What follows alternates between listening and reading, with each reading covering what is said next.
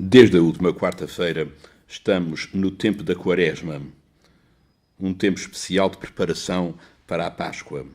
Dura 40 dias. O número 40 na Bíblia significa toda a vida, toda uma geração. O Evangelho de São Marcos, que nós escutamos neste domingo, coloca-nos perante as tentações de Jesus. Jesus é impelido pelo Espírito Santo para ir para o deserto.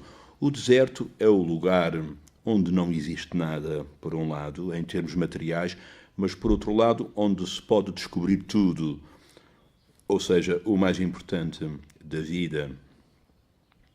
É por isso que Jesus retirava-se com muita frequência para sítios ermos, para estar em comunhão com o Pai. Mas aqui, hoje, o deserto aparece como o lugar da tentação. No fundo, é o símbolo da própria vida que muitas vezes coloca à prova o acreditar da parte de cada um de nós. Pelas situações difíceis, situações de dor, situações de tristeza, muitas vezes colocam à prova a nossa experiência de acreditar em Deus. E, portanto, é uma questão de cada um de nós ver se quer seguir na sua vida o projeto de Deus ou se quer seguir os seus critérios pessoais. Esta é a grande pergunta que deve ser feita à consciência de cada cristão. Jesus foi tentado em tudo igual a nós, menos no pecado, aliás, como diz a carta aos Hebreus. Encontramos neste Evangelho de São Marcos 3 categorias de tentações. Satanás, por um lado, depois as feras e também os anjos, como uma categoria não de tentação, mas digamos como uma terceira personagem que aparece neste pequenino excerto do Evangelho de Marcos.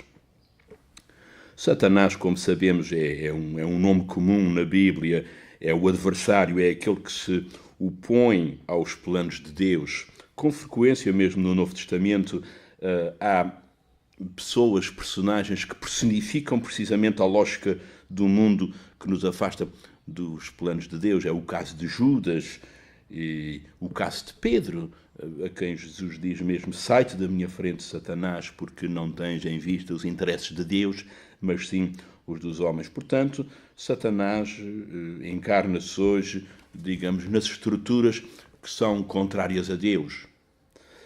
Depois, os animais selvagens no deserto, em termos reais, não é muito fácil aceitar que eles lá estivessem. Então, o que é que isto significa na Bíblia? Significa os poderes opressores do mundo. Se nós lermos Daniel 7, vamos encontrar os impérios simbolizados nas feras, o leão a simbolizar os babilónios, o urso a simbolizar os medos, o leopardo a simbolizar os persas, depois uma outra besta tremenda a simbolizar o império de Alexandre Magno. No fundo, trata-se de afirmar os dominadores do mundo, com todas as formas de poder, um poder opressivo, seja em que linha for. No fundo, são os opressores da verdadeira vida. Jesus é precisamente o contrário, é aquele que possibilita a verdadeira vida. Depois, os anjos, que são mensageiros de Deus, mas aparecem também como símbolos da mediação da salvação. Até mesmo na nossa linguagem comum dizemos: tu és um anjo, quando há uma experiência boa de amor, de ternura, de entrega aos outros.